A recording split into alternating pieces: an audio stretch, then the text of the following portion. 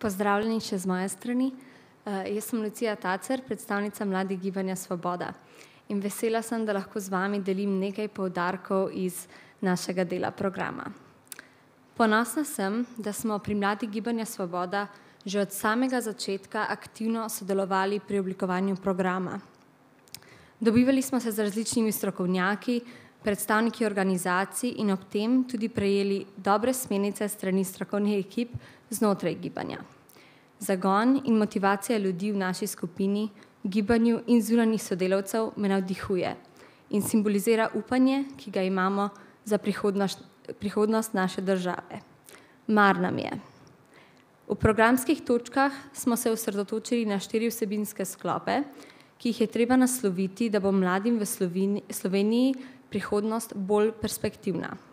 Izobraževanje, zdravje, bivanjska problematika in trg dela. Na področju izobraževanja je potrebno strokovno nadgraditi srednješolske predmetnike, da bodo bolje odsevali svet, v katerem odraščamo danes.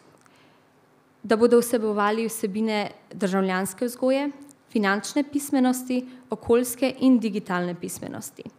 Izboljšati moramo tudi učinkovito dodeljevanje in podaljševanje štipendij in odpraviti štipendijsko izključevanje med državno in Zoisovo štipendijo. V okviru zdravja smo se posebej v luči pandemije osredotočali na duševno zdravje. Začeti moramo z destigmatizacijo duševnega zdravja, z usposabljanjem zdravstvenega kadra in ozaveščanjem mladih na tem področju. Financirati moramo več specializacij v psihologiji in uvesti psihološko svetovanje študentov psihologije, posebej v povezavi z izobraževalnimi ustanovami za kratkoročno izboljšanje dostopa.